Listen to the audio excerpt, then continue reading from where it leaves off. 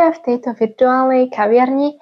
Po týždni sa tu stretávame znovu a zas a ideme sa znovu o niečom porozprávať. Ja mám svoju šálku kávy pripravenú. Nezabudni si nejaký dobrý kávový nápoj prichystať aj ty. Zrejme to pozeráš v teplých letných dňoch, tak určite aj zlaté je veľmi dobrá možnosť. A my ideme na dnešnú tému v tejto našej virtuálnej kaviarni, v našom Fate Cafe. V minulom diele sme sa teda rozprávali o tom, že veľakrát vyžadujeme niečo hneď. Vyžadujeme rýchly výsledok. Vyžadujeme to, aby Boh odpovedal na naše modlitby takto. A povedali sme si to v takom, dalo by sa povedať, kaviarenskom príbehu alebo v príbehu, ktorý sa odohrával v kaviarni. Ten podcast je na profile, takže určite, keď si ho nevidel, tak mrkni sa na ňo, ale prvé dopozeraj tento.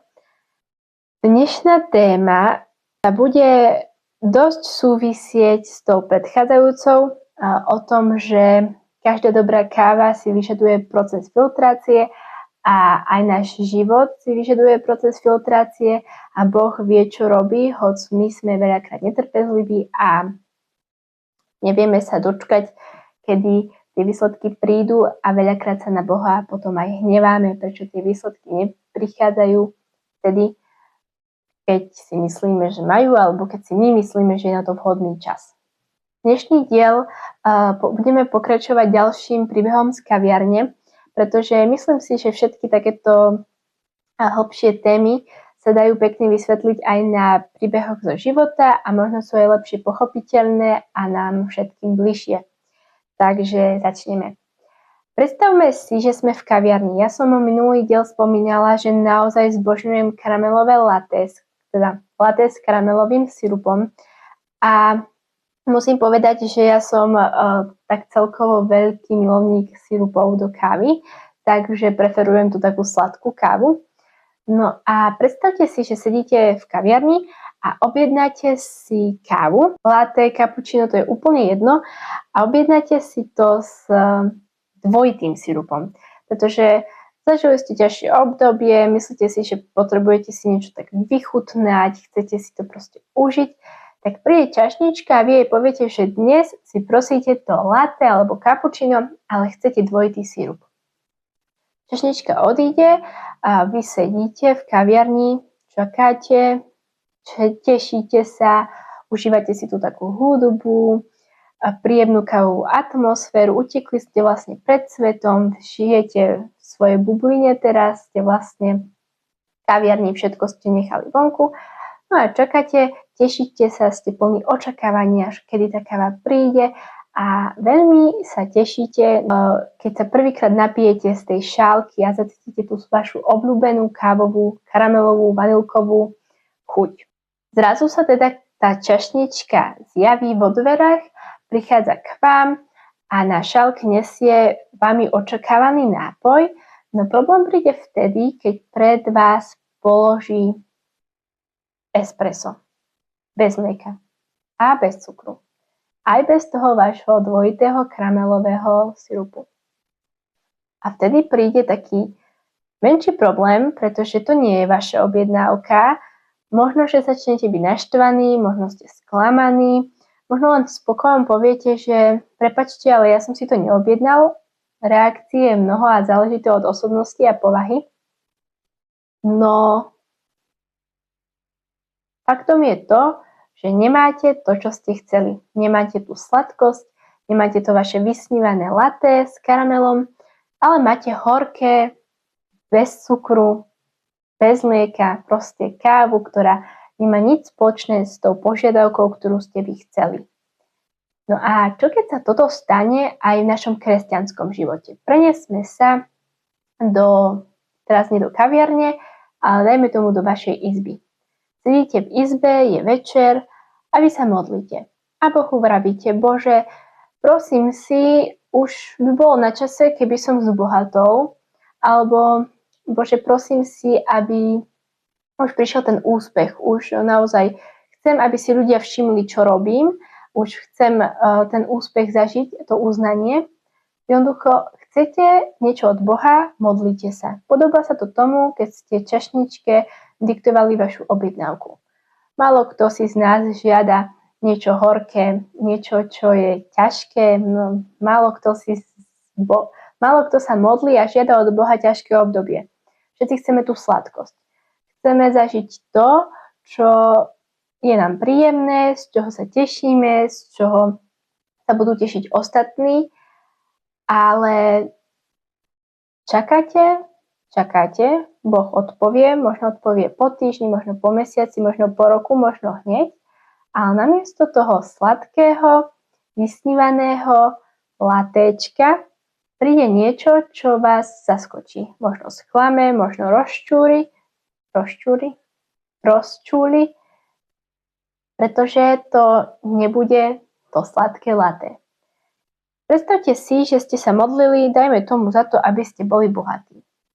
A Boh vám nedal tie peniaze, nedal vám to bohatstvo, nedal vám tú slávu, čo ste chceli, dal vám prostriedok na to, ako zarobiť peniaze.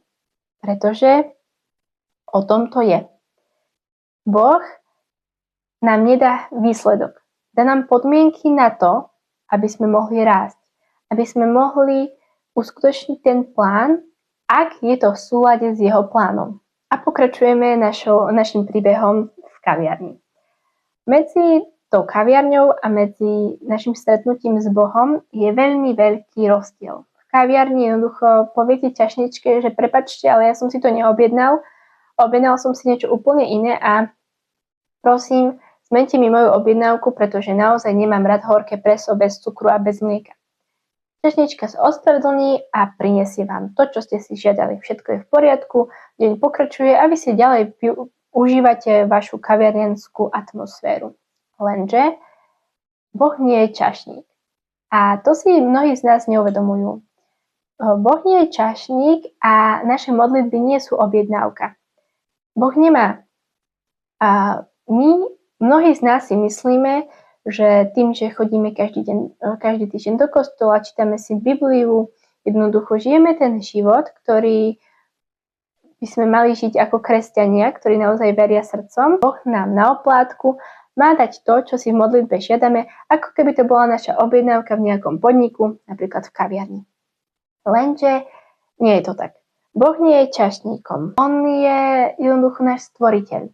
Nemá plniť naše požiadavky takto čarovným prútikom. On ich splní.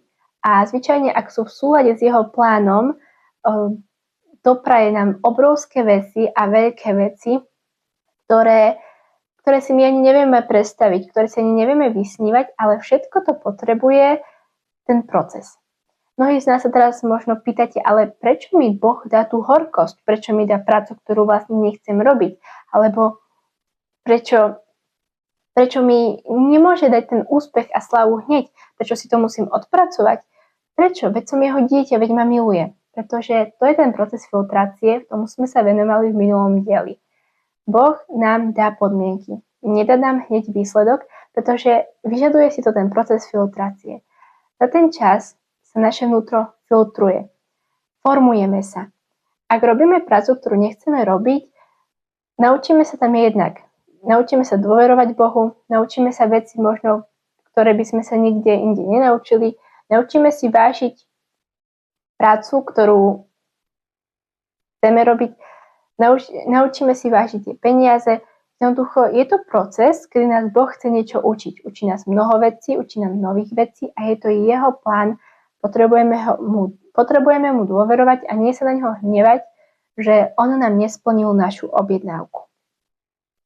A po ďalšie, predstavte si, že by fakt bol Boh takým čašníkom a dával nám stále to naše karamelové latéčko na podnose každý deň, každý týždeň.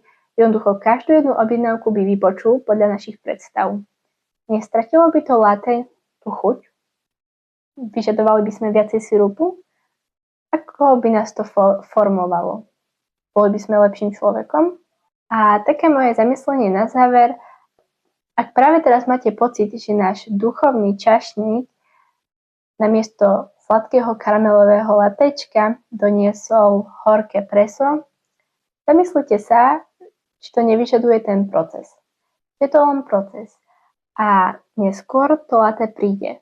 Ak je to jeho plán, príde to. Nehnevajte sa na ňo, príde to a bude to mať oveľa lepšiu chuť, než si viete predstaviť. Na konci tohto dielu, kde sme si mali uvedomiť, že Boh nie je našim čašníkom a vie, čo je pre nás dobre. Hoď nám to možno občas nechutí a ani nevonia. Vidíme sa na budúce. Ak sa vám video páčilo, nezabudnite mi dať like, komentár, odber. Veľmi ma to poteší a hociaká odozva, ktorú mi dávate, je takým mojím pohonom, že mám točiť ďalej a má to veľký zmysel. Ak toto video pozeráte, tak tuto pri tej sviečke a Biblii je aj takáto knižočka, ktorá sa volá Sila viery. A je to vlastne moja kniha, ktorú som napísala. A tiež to nebolo hneď karamelové latte na podnose, ale bol to horké preso a bolo to niekoľkokrát to horké preso, ale ako vidíte, karamelové latte prišlo a moja kniha je na svete. Preto, ak sa vám páči, bežte na môj Instagram alebo na môj profil tuto na YouTube a pozrite sa, či som už nezverejnila e-shop, na ktorom si môžete túto knihu objednať. A kupujte a objednávajte čím skôr, pretože v prvých 3 týždňoch zverejnenia e-shopu bude kniha za veľmi dobrú cenu a dostanete aj nejaký bonus k tomu. Takže to je na teraz všetko a ja sa s vami lúčim.